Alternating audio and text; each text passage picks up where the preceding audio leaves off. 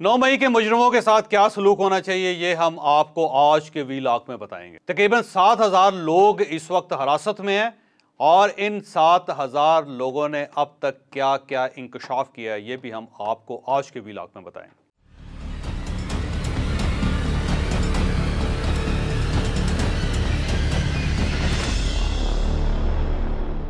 China के अंदर एक रवायत है कि वहां पे अगर कोई शख्स कत्ल कर दे किसी को, या किसी को अगर सजाए मौत हो जाए तो उसके सर में गोली मारी जाती है और वो गोली मारने के बाद जो गोली की कीमत है वो लवाकिन से वसूल की जाती है।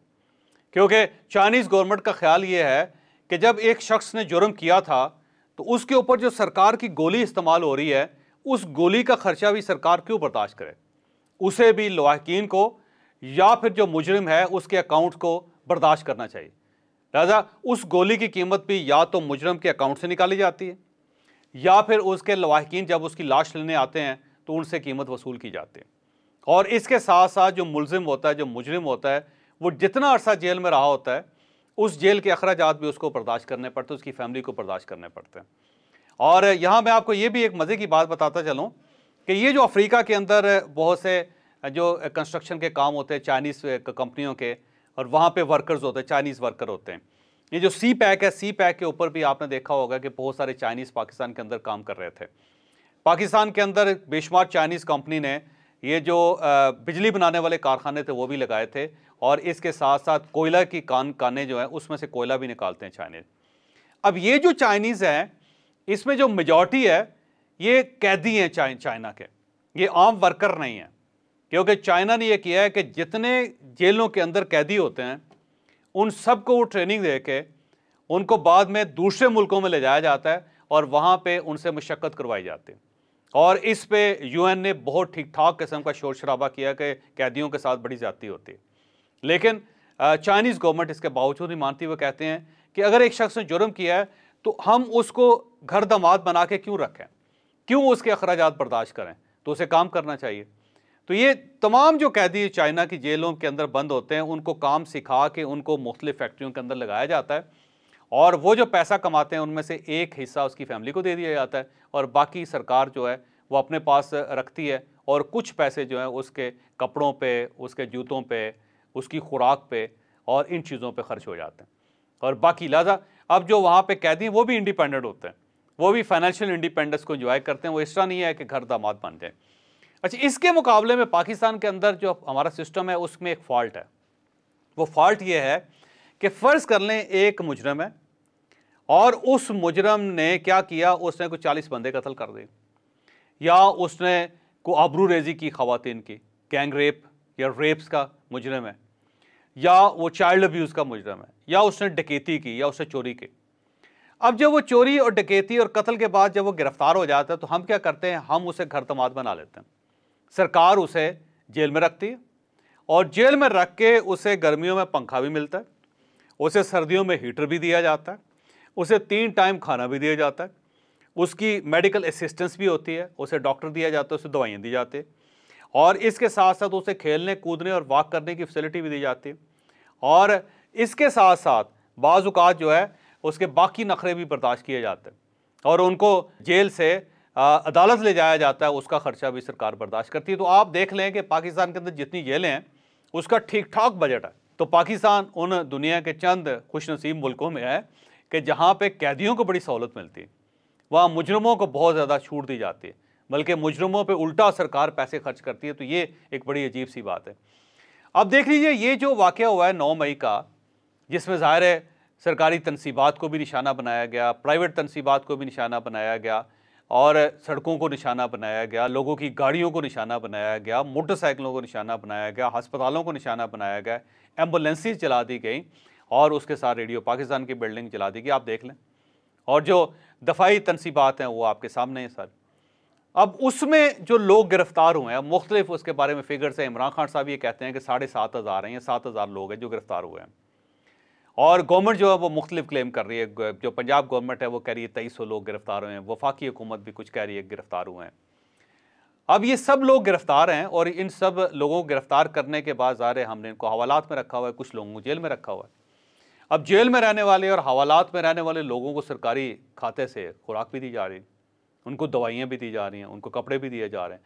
अब उनके जुराइम देखें कि वो जुर्म जो 75 साल में आज तक किसी ने नहीं किया, और जिनके बारे में हमारा दावा है कि 75 साल में हमारा दुश्मन भी ये नहीं कर सका जो हमारे दोस्तों ने, हमारे बच्चों ने कर दिया। ऐसे ही है। तो लेकिन जब उन लोगों को भी हम फैसिलिटी देते हैं तो उनको सब कुछ मिलता है, उनको रोटी मिलती है, उनको चाय मिलती है, उनको दवाइयाँ मिलती हैं, उनको कंबल मिलते हैं, उनको पंखा मिलता है, ऐसे। और मैं वैसे दिल से ही समझता हूँ कि ये सारी चीज़ें मिलनी चाहिए लोगों को, इसमें कोई शक नहीं कि इस्लामी जमहूरिया पाकिस्तान है और हम सब का फ़र्ज़ है कि हम इंसानी हकूक़ का ख्याल रखें, कि स्टेट को ज़ालिम नहीं होना चाहिए। लेकिन अब सवाल फिर वही है कि इस सब की कीमत जो है वो आम आदमी क्यों अदा करे, रियासत क्यों अदा करे? कि अब देखें ना, रियासत के खर्चे तो बढ़ गए। एक तो प्रॉपर्टी उसने डैमेज कर दी, अब रियासत ने रिकंस्ट्रक्ट करना है उसे, और दूसरा उसके साथ साथ वो बंदा जो है वो सरकार का घर दामाद भी बन गया। अब सरकार को इसका खर्चा भी बर्दाश्त करना पड़े, और इसने जितने लोगों को ज़ख्म किया, उनकी तीमारदारी, उनकी शिफा याबी, उसके लिए भी पैसा खर्च हो रहा है। तो फिर रियासत पाकिस्तान को क्या फ़ायदा हुआ सारे काम में? तो इससे तो अच्छा था कि मुजरमों को पकड़ते ही ना आप उनको, क्योंकि उल्टा आप मज़ीद नुकसान बर्दाश्त कर रहे हैं, मज़ीद इस कमज़ोर रियासत के ऊपर बोझ पड़ रहा है। तो मेरी एक तजवीज़ है कि हमें चाइनीज़ मॉडल की तरफ जाना चाहिए, और इन लोगों को, ये जो लोग आपने गिरफ़्तार किए हैं, इन लोगों से दो काम लें। एक तो अगर इन्हें कैद व मशक्क़त होती है तो बाकायदा इनसे मशक्क़त ले के जो पैसे ये कमाएँ उनमें से कुछ पैसे इनके अखराजात के ऊपर लगाए जाएँ, और जो बाकी पैसे हैं उनसे वो बिल्डिंग्स तामीर की जाएँ जिन्हें इन्होंने तबाह किया, और जब तक वो बिल्डिंग्स मुकम्मल नहीं होती उस वक्त तक इनको जेल में रखा जाए। ये नहीं है कि ये कोई 1-1.5 साल के बाद बंदा घर चला जाए, नहीं। अब जब तक वो बिल्डिंग बनती रहेगी या जब तक उस बिल्डिंग के अखराजात पूरे नहीं होंगे जो रिकंस्ट्रक्ट कर लिए और उसके ज़ाहिर उसका खर्चा हुआ, उस वक्त तक ये जेल में रहें।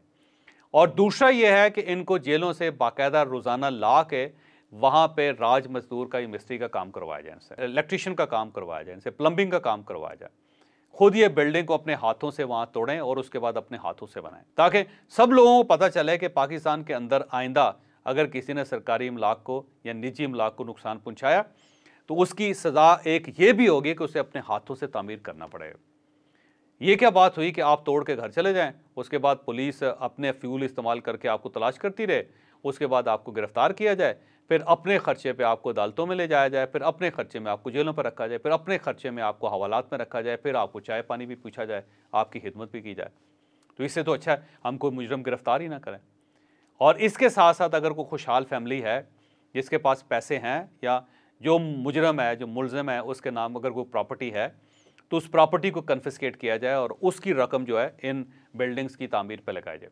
और अगर खुशहाल फैमिली है, उसकी वो पैसे बर्दाश्त कर सकती है, तो उनके ऊपर अखराजात डाले जाएं कि जेल का ये खर्चा है आपके बच्चे का, और आपने हर महीने इस बच्चे को इतने पैसे जेल में हुकाम को देने, इस बच्चे के एवज़, तब जाके इसको रोटी मिलेगी, तब इसको चाय मिलेगी, तब इसको पंखा मिलेगा, तब इसके जेल के अंदर अकोमोडेशन का इसको सहूलत दी जाएगी।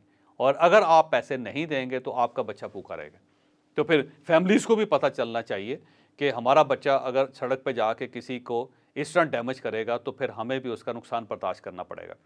मुझे पिछले दिनों एक दोस्त ने एक वीडियो क्लिप भिजवाया था, बड़ा मज़े का था, कि उसमें एक पुलिस वैन खड़ी थी और ये शायद साउथ पंजाब के किसी इलाके का था। तो उसमें एक वालिद अपने बेटे को घसीटता हुआ लेके आ रहा था, और उसने गाड़ी के करीब खड़ा करके अपना जूता उतारा, और जूता उतार के 5-6 जूते लगा के उसको धक्का दे के गाड़ी के अंदर बिठाया और पुलिस वालों को कहा लेके जाओ, और इसने ये जुर्म किया है, इसने ये चीज़ें तोड़ी हैं। तो ये जो है ना, फिर वालिदैन को फिर तब एहसास होता है इन चीज़ों का। मैं उस वालिद को वैसे सलाम करता हूँ कि जिसने अपने बच्चे की ठीक परवरिश की और ठीक मरम्मत की उसके, क्योंकि उसे पता है कि बच्चे जो कुछ करेगा उसे फैमिली को भुगतना पड़ेगा। तो जब फैमिलीज़ को भुगतना पड़ेगा, जब उन्हें सज़ाएँ भुगतनी पड़ेंगी, जब बच्चों की प्रॉपर्टीज़ उनके हाथ से निकल जाएंगी, जब बच्चों को मशक्क़त करके वो इमारतें तामीर करनी पड़ेंगी, जब फैमिलीज़ को पैसे अदा करने पड़ेंगे, तो उसके बाद फिर फैमिलीज़ को पता चलेगा कि हमने अपने बच्चों को इस किस्म की कार्रवाइयों से रोकना है। ये नहीं है कि वो किसी लीडर के पीछे लग के किसी के घर के अंदर दाखिल होकर कोई भी चीज़ तोड़ दें या किसी चीज़ को आग लगा दें। तो ये एक प्रेसिडेंट मेरा ख्याल है पाकिस्तान के अंदर ये बनना चाहिए, एक मिसाल हमें पाकिस्तान के अंदर क्रिएट करनी चाहिए, ताकि आइंदा इस किस्म का जुर्म, इस किस्म की गलती कोई शख्स कर ना सके।